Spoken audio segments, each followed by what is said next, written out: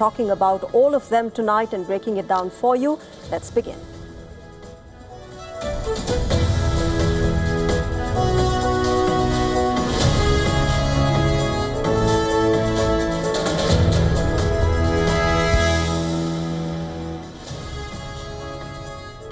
Well, tonight we talk about the big development today, the Strait of Hormuz, which is now open for trade, at least till the ceasefire ends. But the big question that remains is whether Donald Trump can stop the other friction point in this war, Lebanon.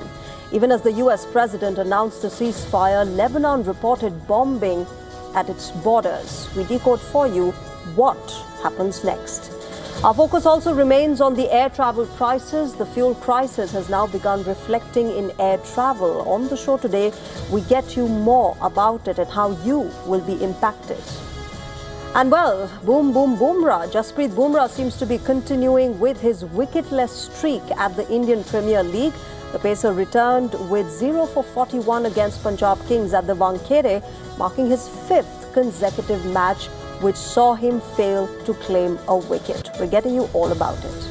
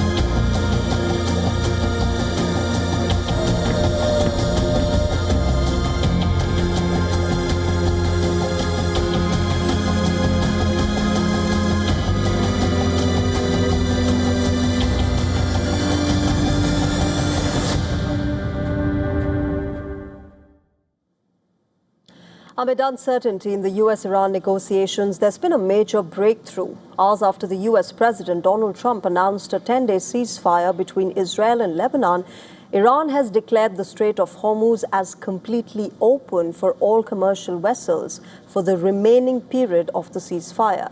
Making this announcement on X, Iranian Foreign Minister Abbas Araghchi linked it to the declaration of the ceasefire in Lebanon.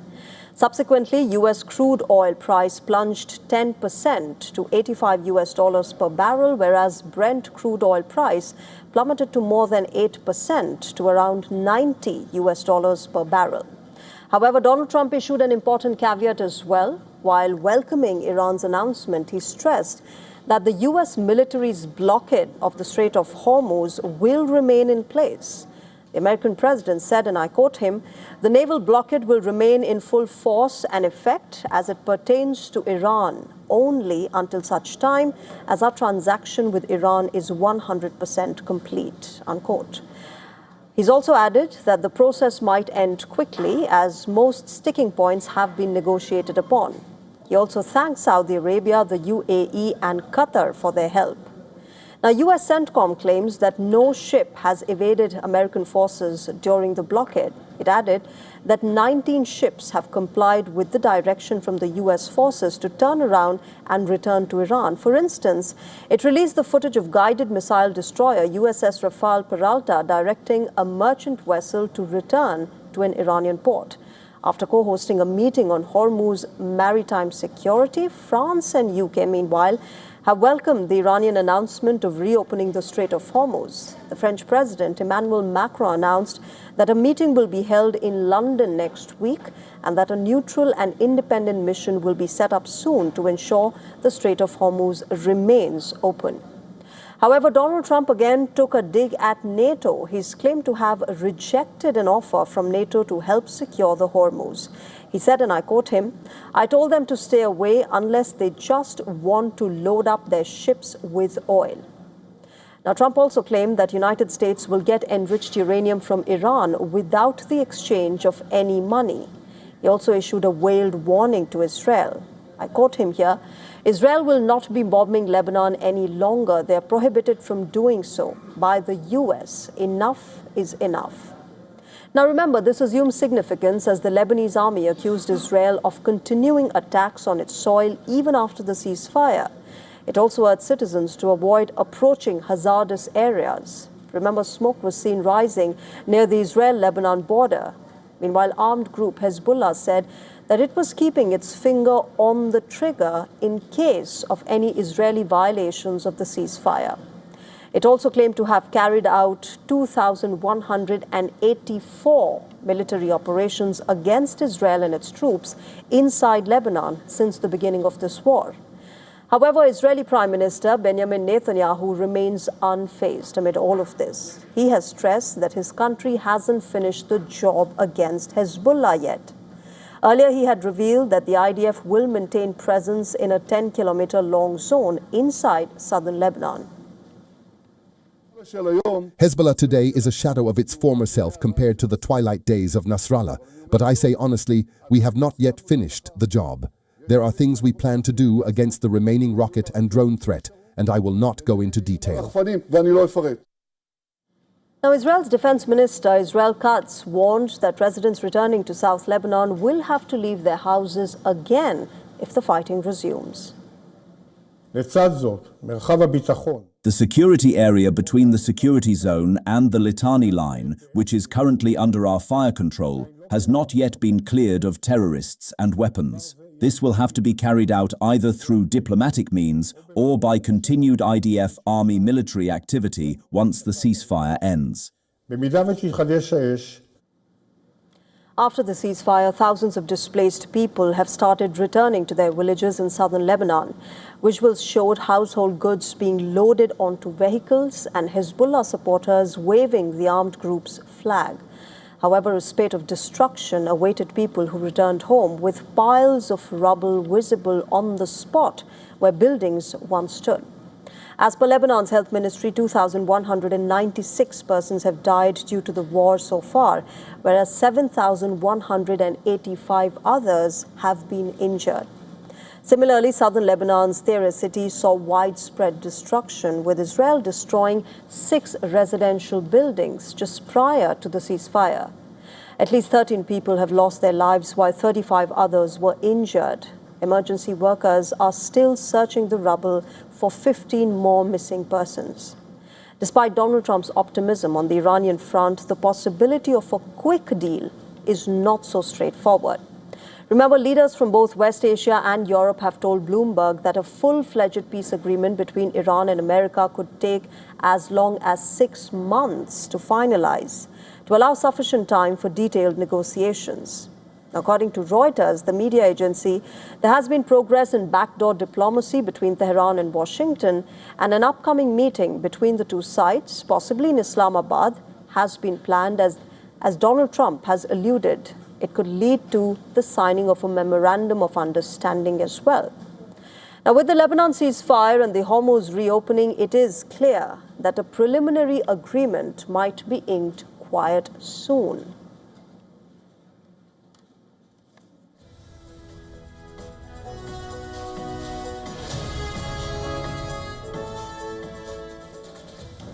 Well, shifting our focus now to India, the constitutional amendment over the women's reservation in the parliament and the state assemblies and the bill to establish a delimitation mechanism have been defeated in the Lok Sabha, which is the lower house of the Indian parliament. The government has failed to get a 2/3 majority during the vote on the amendment during the ongoing special session of the parliament. The Lok Sabha voted on the constitutional amendment. It was about implementing the women's reservation in elected bodies such as the parliament and the state assemblies. However, over 200 MPs voted against the amendment, causing it to fail. The government needed a 2/3 majority to pass the constitutional amendment. The opposition says they voted against it because it was linked to the delimitation bill. Leader of the opposition in Lok Sabha, Rahul Gandhi, said this after the bill was defeated. पर attack था और संविधान पर आक्रमण था और इसको हमने हरा दिया है तो अच्छी बात है. Opposition parties were in uproar over these bills being introduced together. Remember, delimitation is a controversial subject, especially for the southern states of India.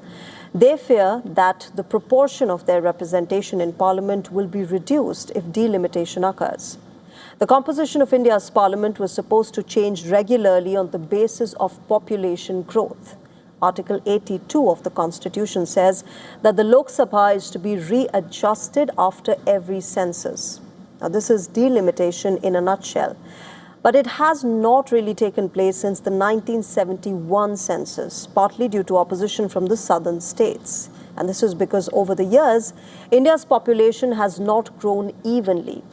Southern states have managed to control their population growth, and they feel that delimitation punishes them for managing to keep their population in check.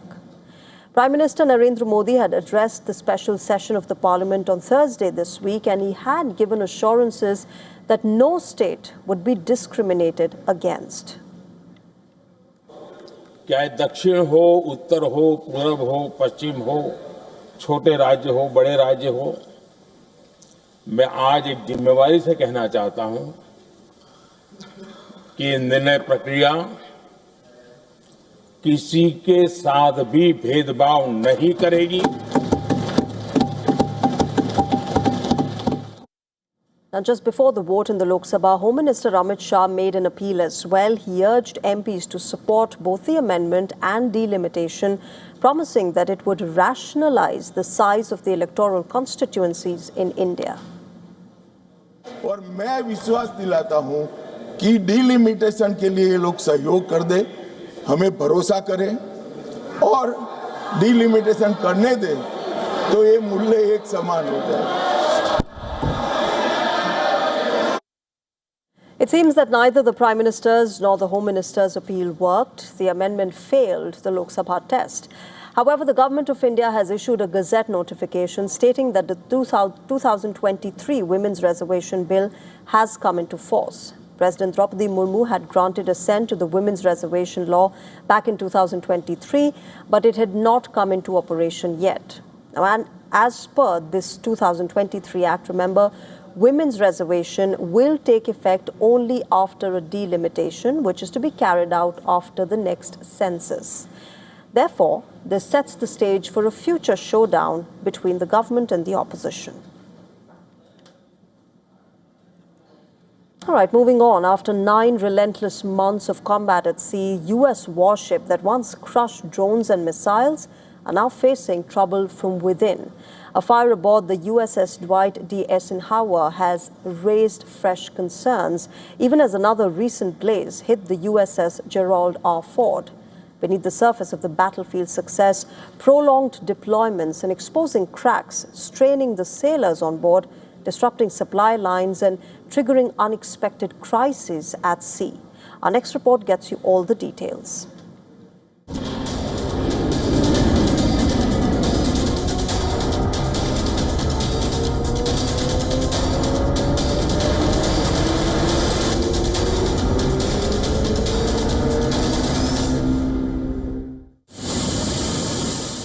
It crushed Iran's proxies at sea.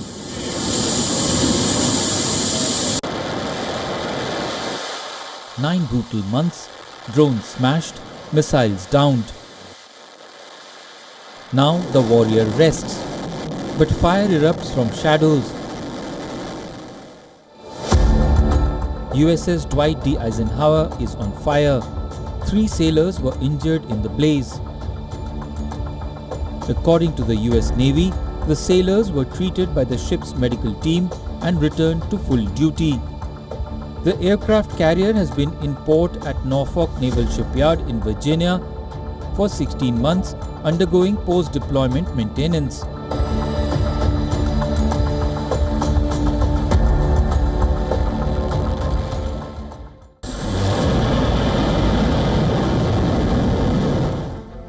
Just a month ago, a far more serious fire erupted aboard the USS Gerald R. Ford, burning for nearly 30 hours before crews finally brought it under control, disrupting carrier operations for full 2 days.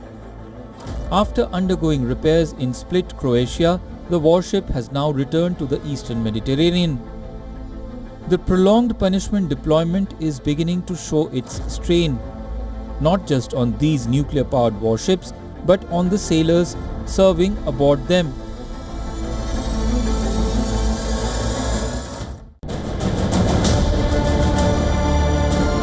What's emerging is an unusual and somewhat embarrassing challenge for US forces stationed in West Asia, mounting concerns over food shortages at sea.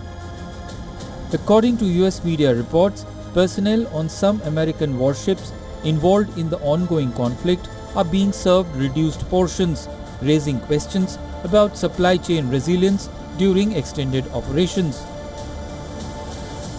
Compounding the issue, the United States Postal Service has temporarily suspended mail delivery to 27 military zip codes following joint US-Israeli strikes on Iran. The army has indicated there is no clear timeline for restoring service, even in the wake of a ceasefire. This comes at a time when these ships carrying roughly 3,500 sailors and marines remain actively engaged in enforcing a blockade on vessels departing Iranian ports at the Strait of Hormuz, underscoring the ongoing operational pressure. Bureau Report, WION World is One. Is the world heading towards an air travel shutdown? We ask this because a deepening jet fuel crisis is now forcing airlines to cancel flights, ground planes, and push passengers into uncertainty. At the center of this is the global fuel crisis, compounded by the war in West Asia that has disrupted global shipping lanes and blocked the flow of tankers. And the consequences of it are now hitting the global aviation hard. Germany's Lufthansa has announced that it will ground up to 27 aircraft, a clear sign that fuel shortages are no longer a distant threat, but a present reality. Nigerian airlines have warned that they may stop flying entirely from 20th April unless fuel prices, which have surged by 270% since late February, are brought under control. Airlines for Europe, representing airlines like Air France, KLM, Lufthansa and Ryanair, are all demanding real-time data from European Union on fuel stocks. Amid growing uncertainty over the stocks, British carrier EasyJet has also flagged slowing bookings, reflecting rising passenger anxiety. In fact, across regions, carriers are reportedly cancelling routes, scaling back operations and preparing for deeper cuts. Australian carrier Qantas has decided to temporarily halt 4 regional routes, while Malaysian airline AirAsia X has already cut 10% of flights across its group. In the Asia-Pacific region, Air New Zealand is scaling down operations through May and June, and Hong Kong-based Cathay Pacific will reduce flights between mid-May and June end. Major Indian carriers like Indigo and Air India are also preparing to revise fuel surcharges. In Europe, the situation appears to be turning critical now. The Airports Council International Europe has warned the European Commission that jet fuel shortages could begin within 3 weeks, as early as May, if fuel supplies do not resume. The International Energy Agency has backed this concern, warning that global jet fuel reserves could drop to just 23 days by June. If Europe fails to replace even half of its lost supply, Asia reportedly faces an even bigger risk due to its dependence on Gulf fuel. Experts say the crisis could become systemic within the next 3 to 4 weeks, triggering widespread disruption. And remember, this crisis is not affecting everyone equally. Experts say that smaller inland airports are expected to suffer first, with fewer reserves and weaker supply chains. Now, this means more cancellations and fewer travel options for passengers. With the peak summer travel season approaching, remember, millions of airline passengers now face the risk of disrupted plans. As the dust in West Asia appears to have settled down, tensions between Russia and Ukraine are now simmering. Kiev claims that Russia is preparing a new spring-summer offensive in Ukraine's southeast. The battleground is blazing, a day after Russia carried out the deadliest attack of the year that claimed at least 19 lives. It has launched fresh strikes on Odessa. A fire broke out in Ukraine's Danube Biosphere Reserve after a Russian drone attack on the port city.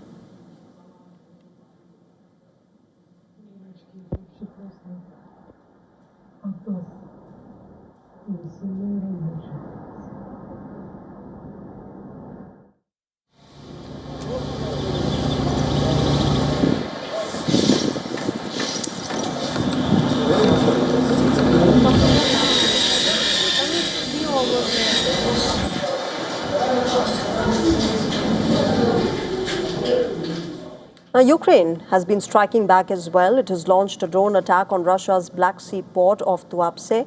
The attack killed 2 people, including a 14-year-old girl, injured 7, and hit an oil tanker.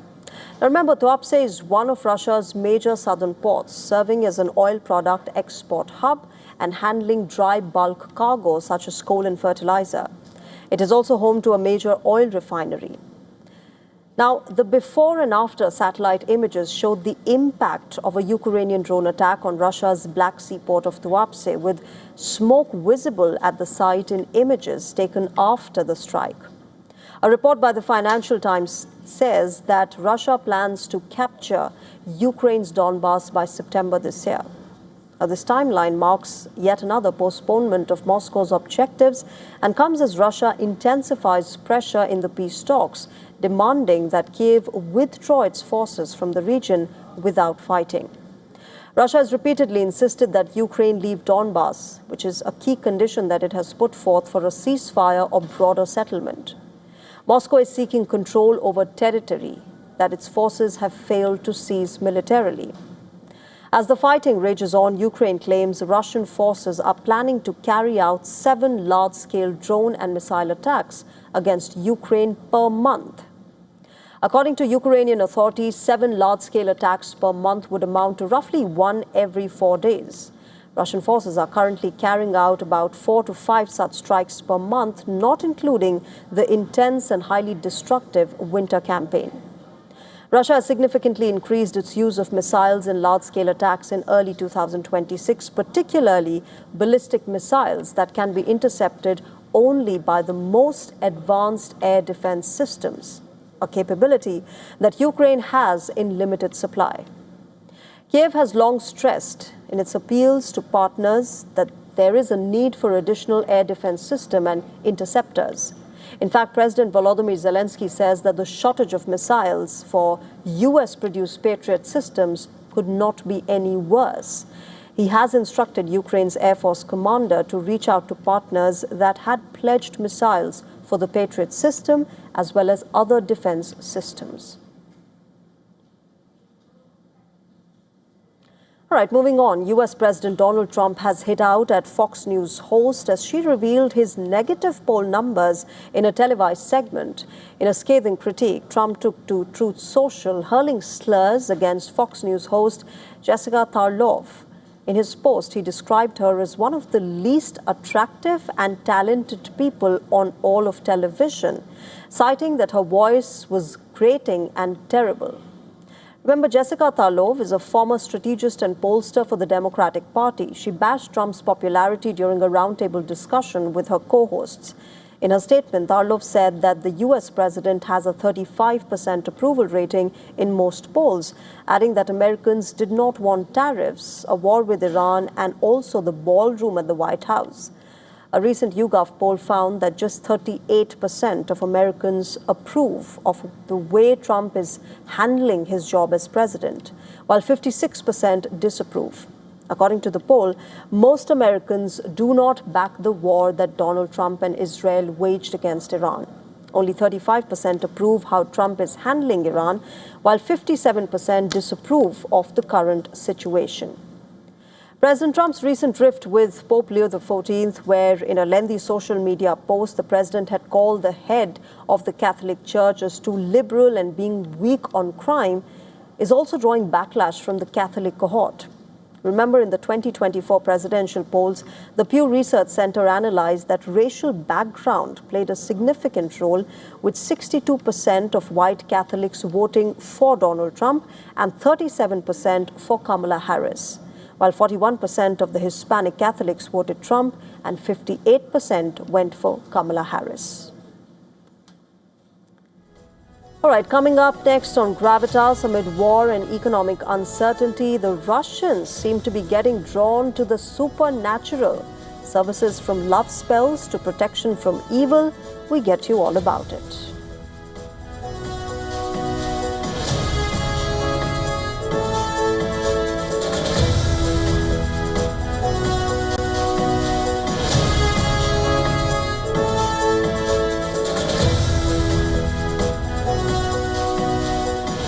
And after their fallout with Anthropic, the Pentagon is now exploring Google Gemini to serve its military purposes. Details coming up on the other side.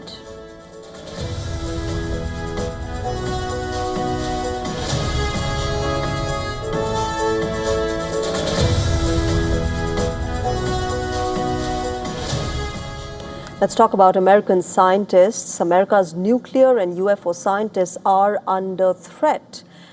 10 top scientists of the country have vanished or they've turned up dead since 2023. President Donald Trump has called for an urgent meeting. He's vowed answers fast. Our next report unpacks the shocking mystery around these scientists. Take a look. They guarded America's darkest secrets.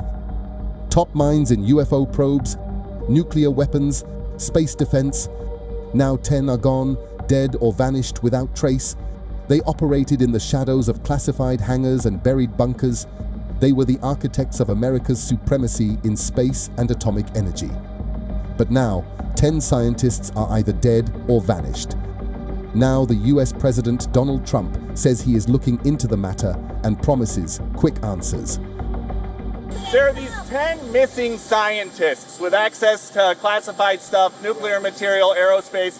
They've all gone missing or turned up dead in the last couple months. Based on what you've been briefed, what do you think is happening here, and do you think that this is connected or totally random? Well, I hope it's random, but we're going to know in the next week and a half. I just left a meeting on that subject, so pretty serious stuff. But we're going to be hopefully, I don't know, coincidence, if you whatever you want to call it. But some of them were very important people, and we're going to look at it over the next short period.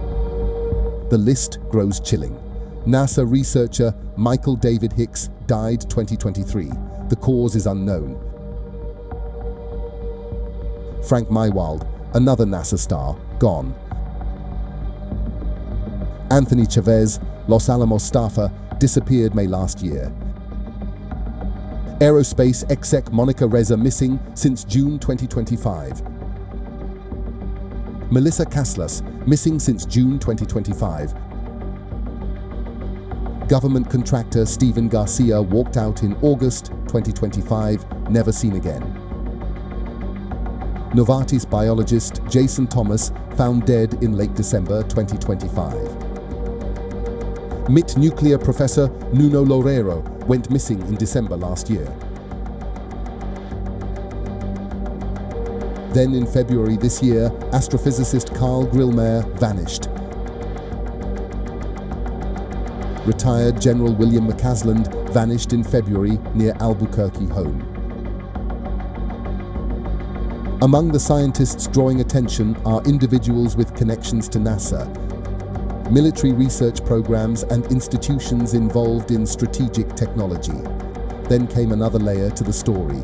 Some commentators and online investigators have linked the mystery to UFO secrecy, hidden aerospace projects, and classified programs.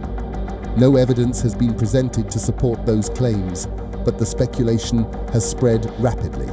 Officials have not confirmed any coordinated plot, but the fact that the issue has reached the highest political level shows the seriousness of the concern.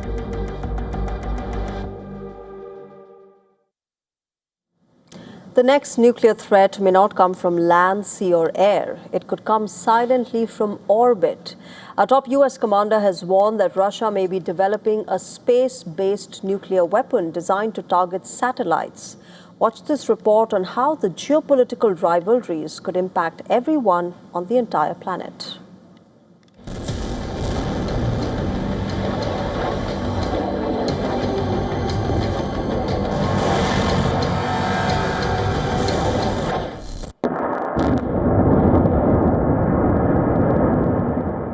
No blast on the ground.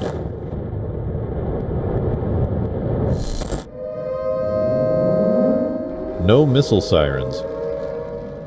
No mushroom cloud over a city. Yet the damage could still be global. The United States has issued a fresh warning over concerns that Russia may be developing a nuclear anti-satellite weapon in space. the head of U.S. Space Command says Washington is very concerned about the possibility of a system designed to disable or destroy satellites in orbit. This is not a traditional nuclear bomb aimed at cities. It would be a weapon intended to affect space infrastructure. Our modern life depends heavily on satellites. They guide aircraft and ships, power GPS navigation, support banking networks, enable military communications, and connect billions through television, internet, and emergency services. Now, a nuclear detonation in orbit could generate a powerful electromagnetic pulse and a wave of radiation that could damage or disable multiple satellites across a wide area. In some scenarios, it could also create debris risks for spacecraft and future launches. Experts say even a limited strike in space could cause severe disruption on Earth. Navigation systems could fail, communications could be interrupted. Financial timing networks could be affected. Military forces would also face serious operational challenges. Russia has rejected accusations regarding offensive systems in space. Moscow has long argued for discussions on preventing the weaponization of outer space while also modernizing its strategic capabilities. But the West is not taking the threat lightly. The United States, Britain, and allies are reportedly increasing training and planning for possible threats to satellites. That includes resilience measures, backup systems, and faster replacement capability. The key point is simple: a conflict in space would not stay in space. No matter which nation develops such systems, the consequences would be shared globally.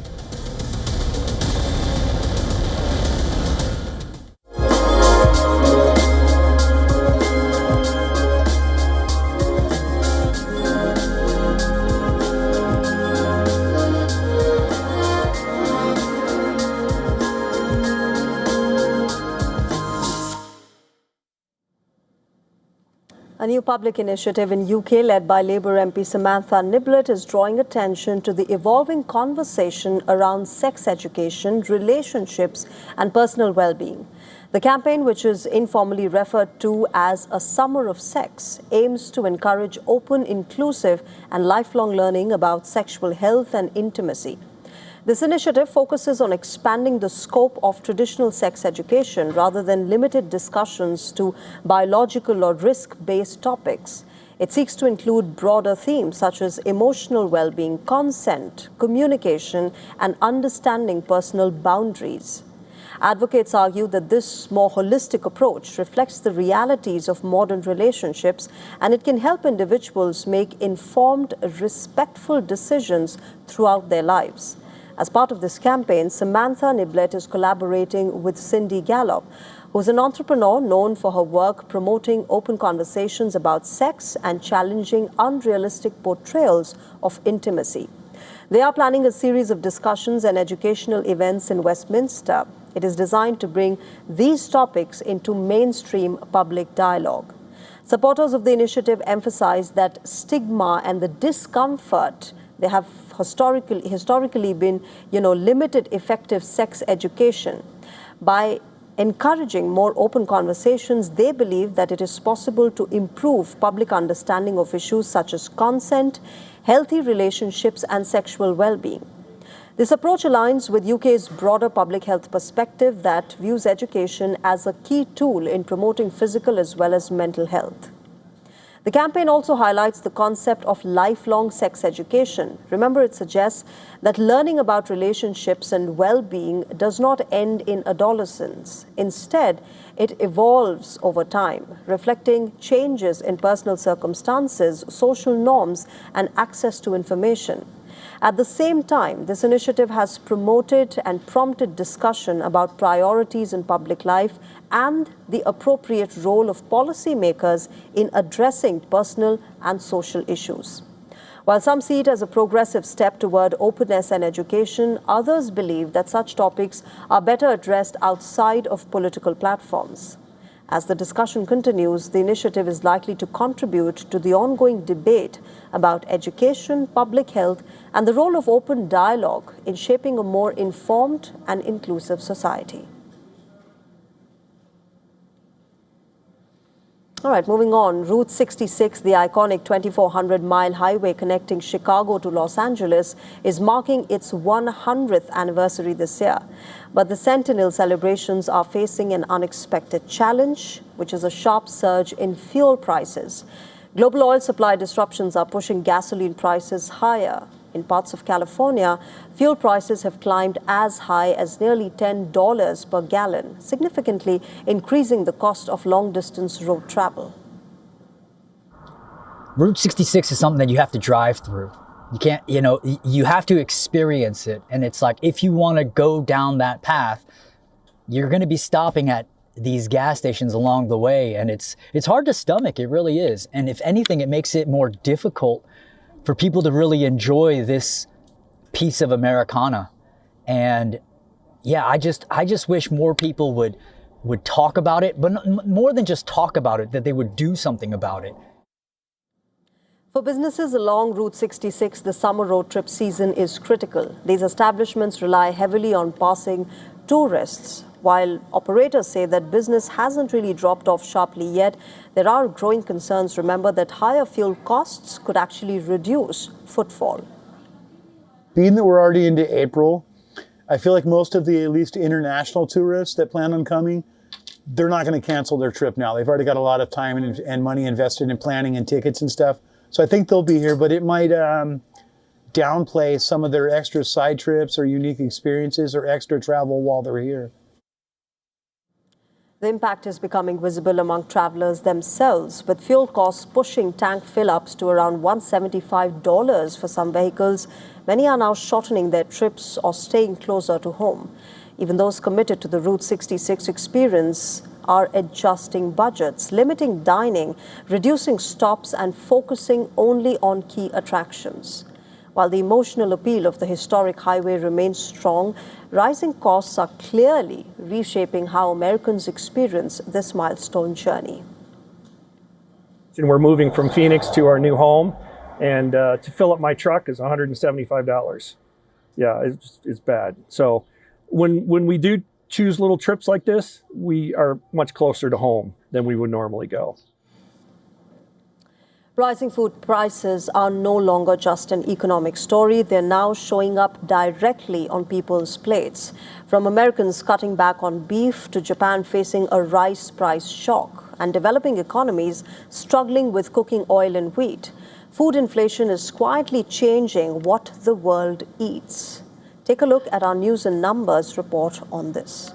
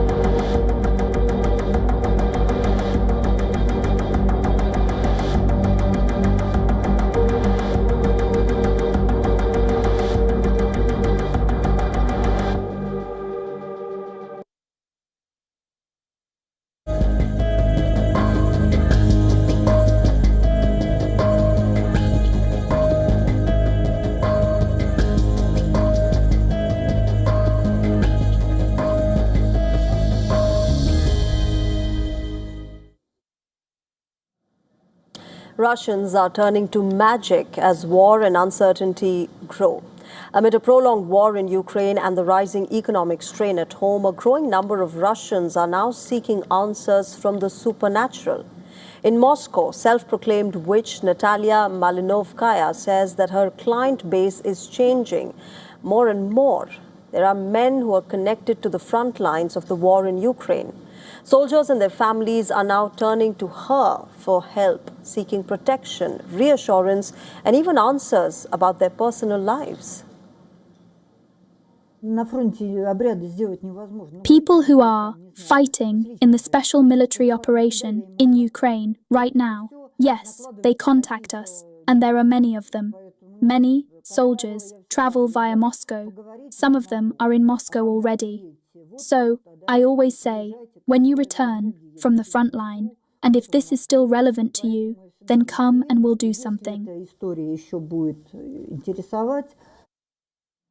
But this turn toward mysticism is not new in Russia. For centuries, remember, Orthodox Christianity has coexisted with folk beliefs and superstitions and occult practices.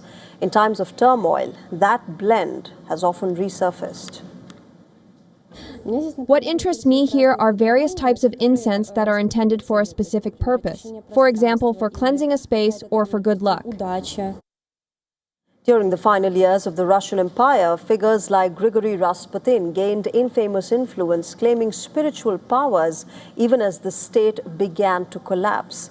In fact, a similar surge in belief followed the fall of the Soviet Union as well, when economic chaos and social uncertainty drove many towards an alternative source of comfort and control.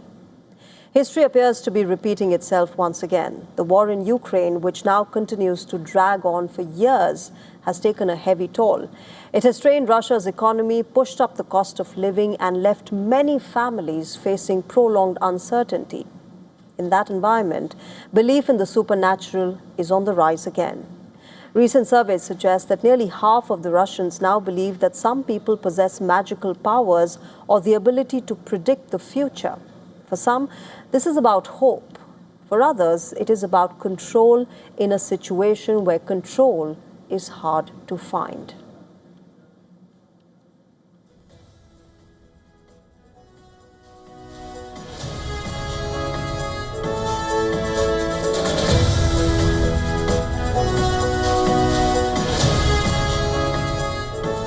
Well, shifting our focus now, an affluent suburb of Paris witnessed a shocking crime on Thursday this week.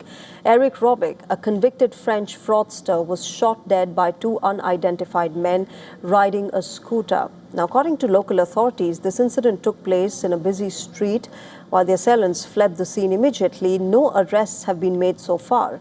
Visuals showed the police examining the scene of the crime. Residents also expressed surprise at such a violent crime taking place in their locality.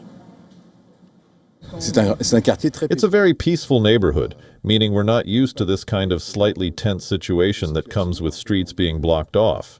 Neuilly is normally a haven of peace and quiet, and now we're faced with violence. Now, Robic's death has come into focus as he triggered a diplomatic dispute between France and Israel more than a decade ago. This dates back to September of 2011. Li Ziatuni was a 25-year-old Israeli woman. She was crossing a street in Tel Aviv and she was hit by a speeding SUV driven by Robic. She succumbed to her injuries subsequently. Now, this convicted the Frenchman and Claude Khayat, his other teenage passenger in the car. They fled to France, triggering an outrage. Paris refused to accept Israel's extradition request, citing that it does not extradite its own nationals. However, he underwent trial by a French court who convicted him of aggravated involuntary homicide and failure to assist a person in danger. He was sentenced to 5 years in prison. But this is not all. As per reports, Robic was convicted in a total of 12 cases. This includes matters pertaining to financial crimes. For instance, he was reportedly detained on suspicion of corruption in 2018, and as per reports, he received 2 years of probation in 2025 for his involvement in an international luxury car fraud scheme worth €1 million. Well, shifting our focus to United States now, America is calibrating its future in modern warfare and artificial intelligence. Remember, it continues to be at the center of it. Google now is reportedly in talks with the Pentagon to deploy its Gemini AI for classified military operations, a move that could redefine how wars are planned, fought, and controlled. The U.S. military has been aggressively expanding its artificial intelligence use. The Pentagon sees AI as a strategic necessity, especially with China pushing ahead in advanced technologies. Yet, trust reportedly remains a major hurdle. The Pentagon is reportedly engaging with multiple tech firms instead of relying on a single provider. AI was reportedly used in the capture of Venezuelan President Nicolas Maduro in January this year. As per reports, the U.S. used advanced AI systems to strike nearly 1,000 targets within 24 hours during the Iran war. The U.S. military has publicly acknowledged AI's role in target selection as well. In fact, AI has been reportedly used by the American military to process vast amounts of intelligence information, helping the U.S. identify targets and plan military ops. But the risks associated with AI use continue to linger. A deadly strike in Iran's Minab last month reportedly killed over 175 civilians, including school children. Investigators are now probing whether intelligence gaps or AI-assisted targeting played a role in this. A recent report flagged that Gemini-powered search produced incorrect results nearly 9% of the times, perhaps raising serious questions about reliability in high-stakes military use. Members of the United States Congress have also recently been demanding tighter oversight and safeguards in AI use for defense purposes. The U.S. Secretary of War, Pete Hegseth, in January this year issued a memorandum for senior Pentagon leadership, pushing for deeper AI integration in modern warfare. So the message is perhaps clear. The U.S. sees artificial intelligence not as optional, but as essential to the future of war. In a major development in the ongoing anti-corruption drive in the Philippines, former lawmaker Zaldico was arrested in Prague. His arrest was announced by President Fernando Marcos after he entered the country without proper documentation. Marcos is considered a central figure in a widening probe into the alleged corruption in flood control projects. The scandal has triggered public anger across the Philippines. Authorities allege that billions of dollars allocated for critical infrastructure were misused through the so-called ghost projects, which existed only on paper but drained public funds. Investigations estimate that these irregularities may have cost the economy nearly $2 billion. The case also involves alleged irregularities in a flood control project worth $16 million in Oriental Mindoro Company. who reportedly had business interests in this firm. Additional figures, including senior political leaders, have been implicated as well, with some denying any wrongdoing. The controversy intensified after last year's devastating floods disrupted daily lives and exposed the lack of effective flood defenses in the country. Public frustration spilled onto the streets, with large-scale protests in Manila demanding accountability from political leaders and the government agencies. Zaldico served in the House of Representatives from 2019 until his resignation in September of 2025. He's accused of receiving kickbacks linked to these very projects. Reports suggest that he left the Philippines in mid-2025, ahead of the scandal becoming public. His passport was later cancelled, and authorities sought assistance from Interpol to track him down. Zaldico's arrest in Czech Republic marks a huge step, but legal and diplomatic challenges still remain. There's currently no formal extradition treaty between the Philippines and the Czech Republic, and this could complicate efforts to bring Zaldico back to face charges. Nonetheless, President Fernandez Marcos Jr., or Fernando, stated that authorities are working closely with the Czech officials to ensure that due process is carried out and it expedites his return. The scandal has become a major test for the administration, with public opinion polls indicating a dip in trust amid perceptions of widespread corruption. The government has reiterated its commitment to hold those responsible accountable and to strengthen transparency in public infrastructure projects. Philippines, remember, faces an average of 20 storms and typhoons each year. It heavily relies on effective flood management systems. Recent disasters, including a deadly typhoon, have exposed the government as human cost of its policies came into limelight.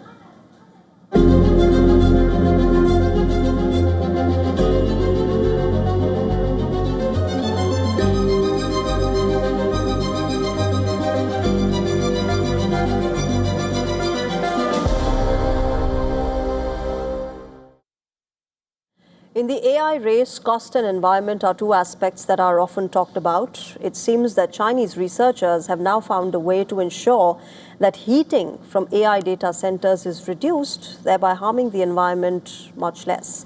China has developed a new diamond copper composite material that could significantly improve cooling in artificial intelligence data centers.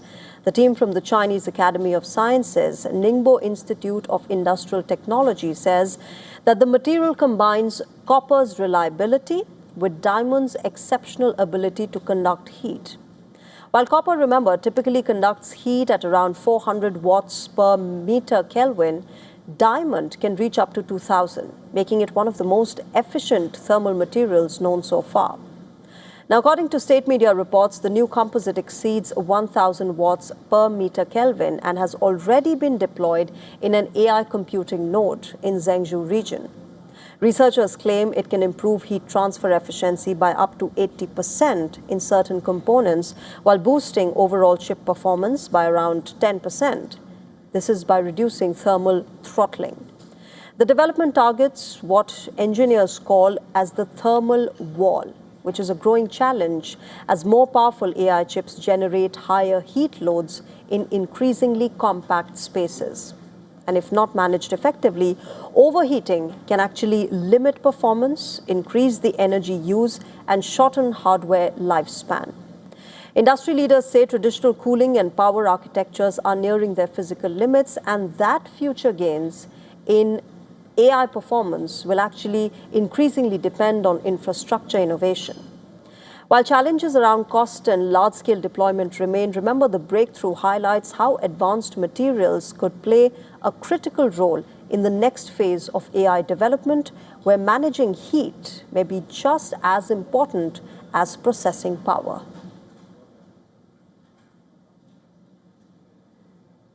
All right, moving on. The problems are mounting for the Mumbai Indians in the Indian Premier League. Five-time champions have fallen to another defeat, this time to the Punjab Kings for their fourth loss in 5 games. But what is as concerning for the franchisee is the form of Jasprit Bumrah. Bumrah is going through a lean patch, and the alarm bells are ringing for the Mumbai Indians. On Thursday, he was once again far from his best and leaked 41 runs from 4 overs, which is rare for somebody widely regarded as the best bowler in the world.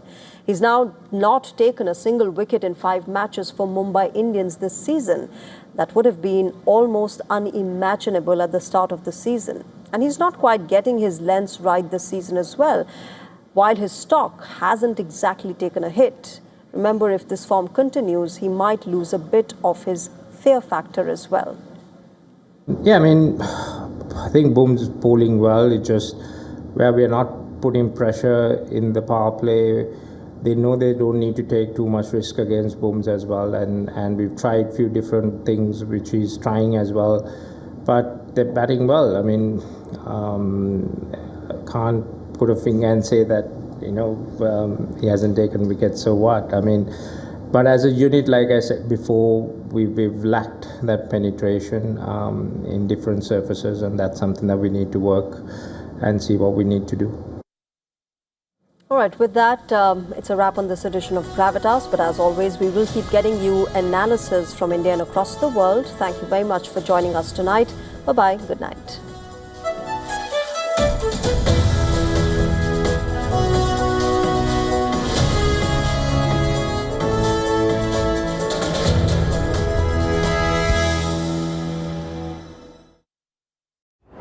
Five states, one powerful voice. From Tamil Nadu to West Bengal.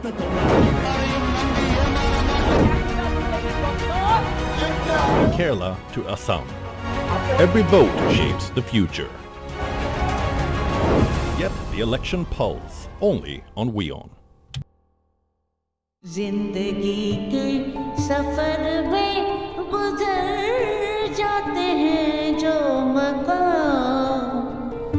The voice of versatility and the queen of playback. As India mourns the loss of Asha Bhosle, we celebrate her musical legacy that lives on. A melody of a lifetime. On WION at these times. What is a classic? A motorcycle you've ridden all your life? Or its modern cousin with a retro vibe? Why are women on bikes so stereotyped? A girl can love her art, like to dance, and take her bike out for a ride. Now, EVs are taking the